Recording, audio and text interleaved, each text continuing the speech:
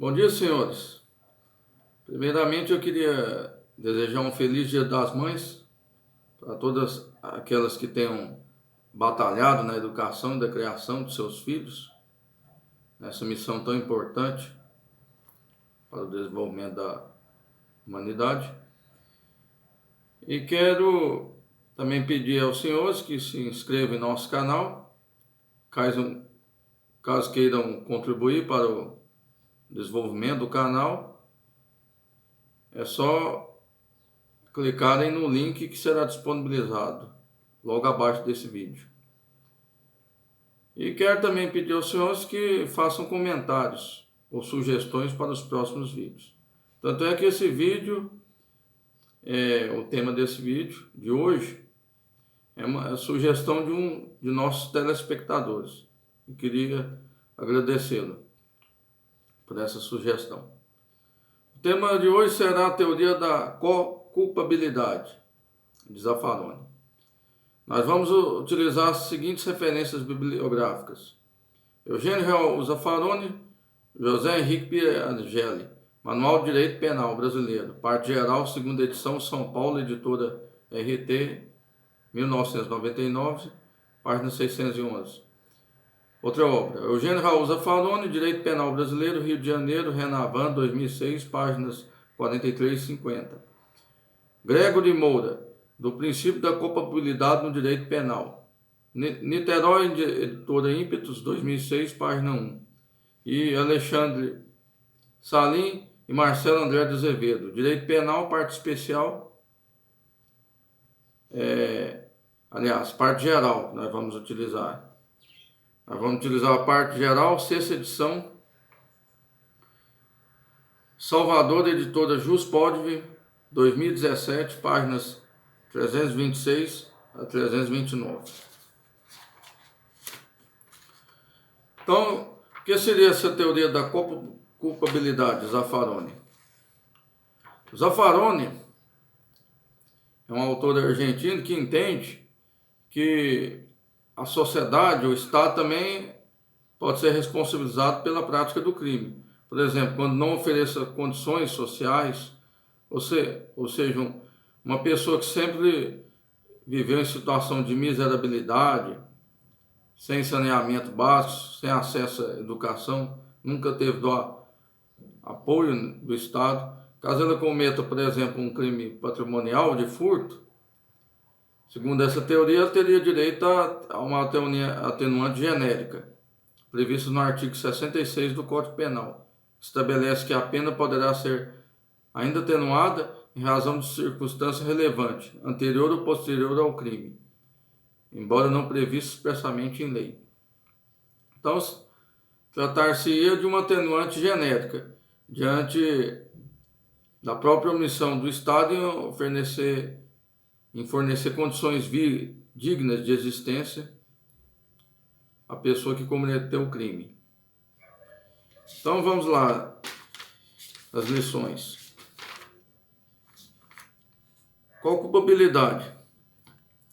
Segundo Marcelo André de Azevedo e Alexandre Salim, as pessoas praticam condutas diante de determinadas circunstâncias e de acordo com sua capacidade de autodeterminação.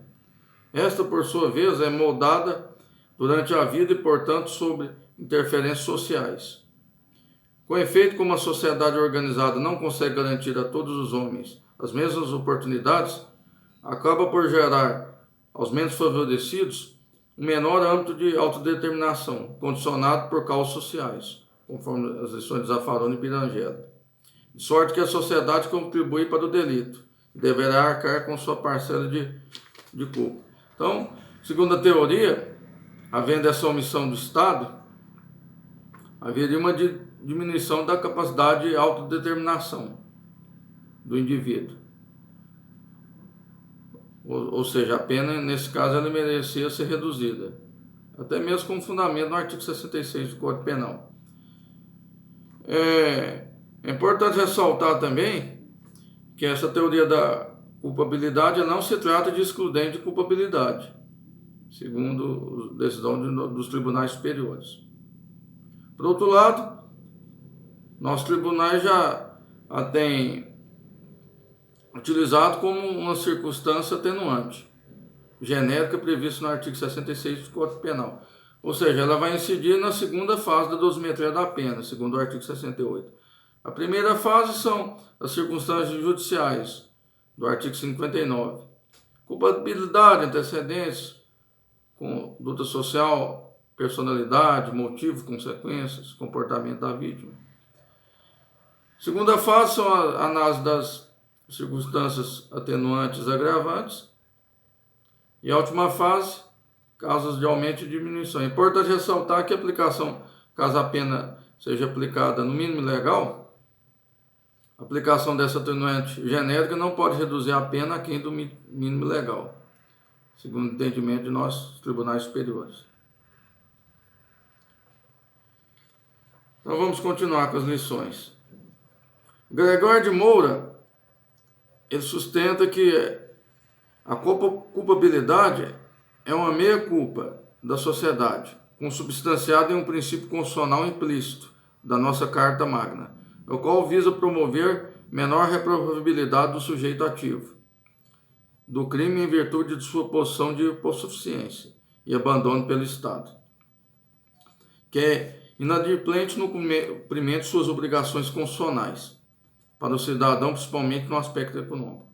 Por outro lado, a teoria da culpabilidade às avessas, ela sustenta que, no caso das pessoas melhores favorecidas, no caso de crimes de colarinho branco, como lavagem de capitais, sonegação fiscal, crimes contra o sistema financeiro, praticados por grandes empresários.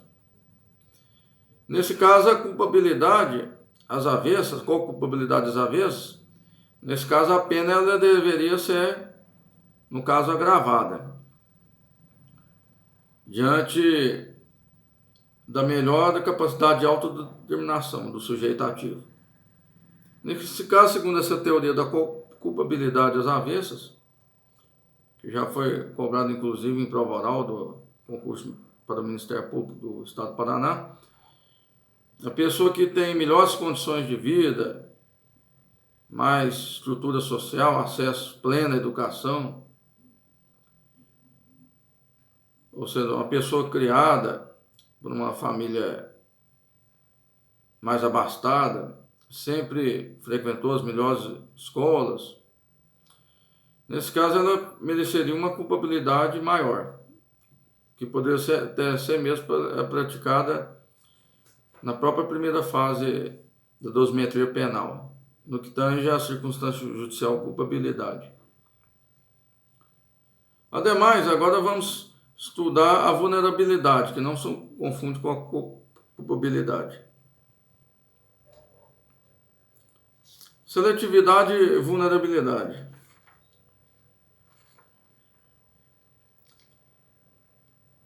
Denomina-se criminalização um processo de seleção realizado pelo Estado, de quem será submetido à punição. Como bem explica Zaffaroni, isso conforme a obra de Marcelo André de Azevedo e Alexandre Salim, a criminalização primária é a elaboração das leis, ao passo que o programa deve ser cumprido pelas agências de criminalização secundária, Polícia, Ministério Público, Judiciário e agentes penitenciários. Ou seja, criminalização primária seria a própria lei, que estabelece o tipo penal, primário e secundário, ou seja, descreve o crime e a pena. Criminalização primária seria praticada pelos nossos órgãos de repressão, como a Polícia, Ministério Público, Poder Judiciário. E a criminalização terciária seria a própria execução penal, regida pela Lei 7.210, Lei de Execução Penal. Seletividade e vulnerabilidade. Isso já caiu também em prova discursiva de concurso para promotor de justiça do Estado de Goiás. Segundo André de Azevedo, como as agências de criminalização não possuem estrutura para realizar o programa, a criminalização primária, acaba realizando apenas uma pequena parcela, de sorte que surge a chamada cifra oculta ou negra da criminalidade. Diferença dos crimes efetivamente ocorridos com a parcela que chega ao conhecimento das instâncias penais ou que são efetivamente punidos. Ou seja, essas cifras negras são os crimes que não são descobertos, ou embora sejam investigados, não conseguem serem a aplicação efetiva da pena. Então, em razão dessa falta das condições operacionais das agências, segundo Alexandre Salinha e Marcelo André de Azevedo, ocorre uma seleção dos criminosos, a qual é condicionada por outras agências. Assim, a inevitável seletividade operacional da criminalização secundária e sua pretensão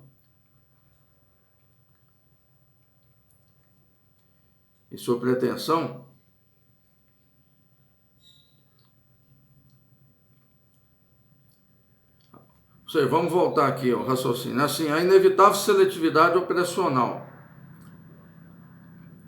da criminalização secundária e sua preferente orientação burocrática provoca uma distribuição seletiva em forma de epidemia, que atinge apenas aqueles que têm baixas defesas perante o poder punitivo, aqueles que se tornam mais vulneráveis à criminalização secundária. Por quê? Segundo a obra de Zaffaroni, suas características pessoais se enquadram nos estereótipos criminais, sua educação só lhes permite realizar ações ilícitas, toscas e, por conseguinte, de fácil detecção, porque a etiquetagem suscita a assunção do papel correspondente ao estereótipo, com o qual o seu comportamento acaba correspondendo ao mesmo.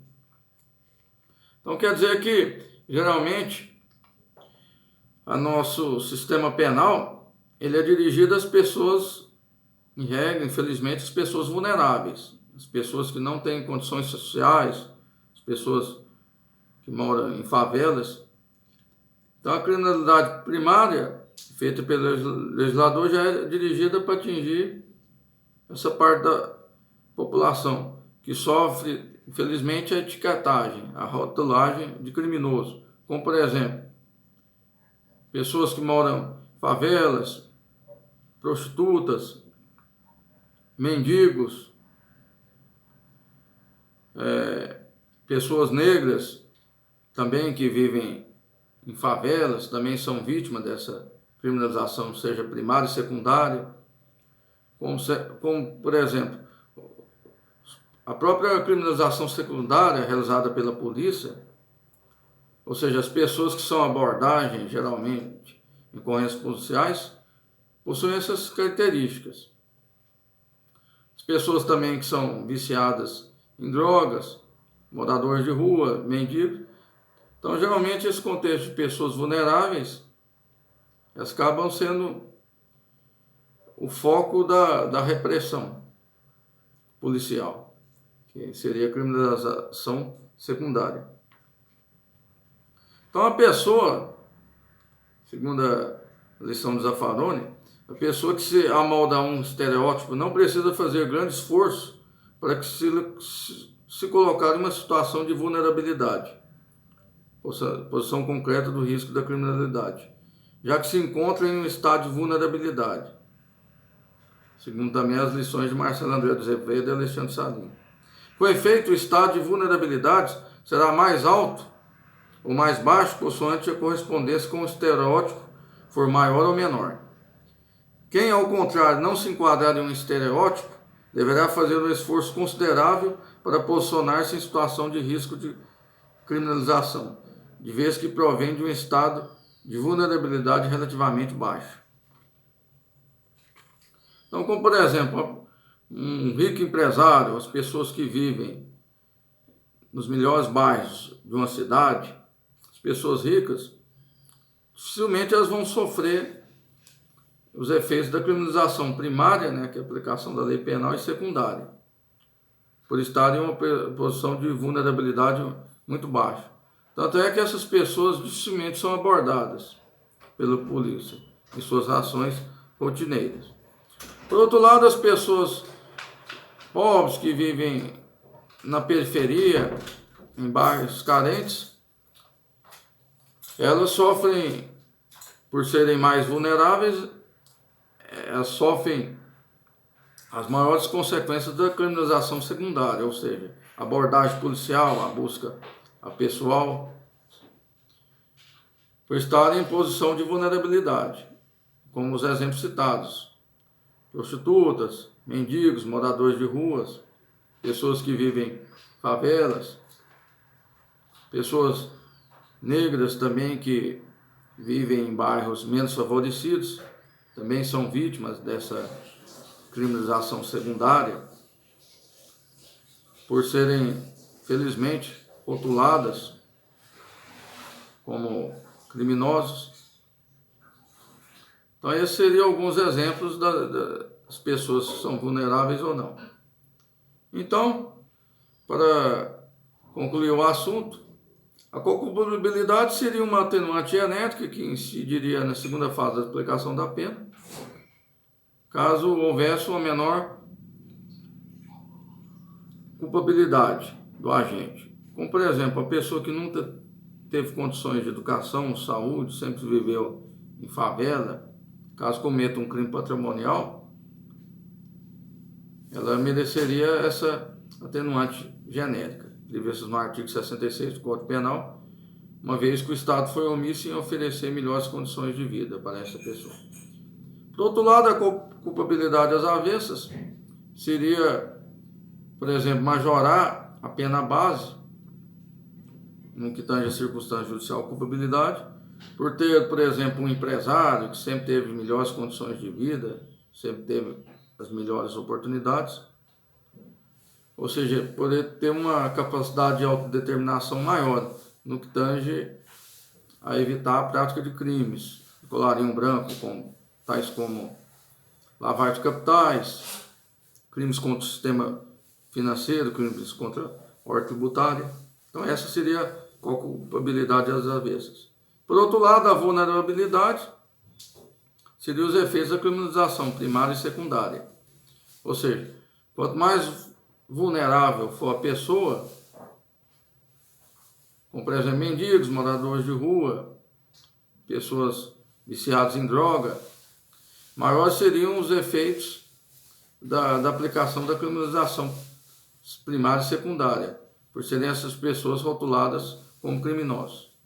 De outra banda, quanto menor a vulnerabilidade da pessoa, como por exemplo as pessoas ricas que vivem nos melhores bairros,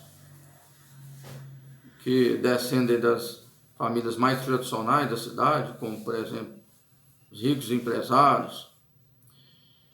Neste caso, por terem um menor índice de vulnerabilidade, sofreriam de forma mínima os efeitos da criminalização primária e secundária.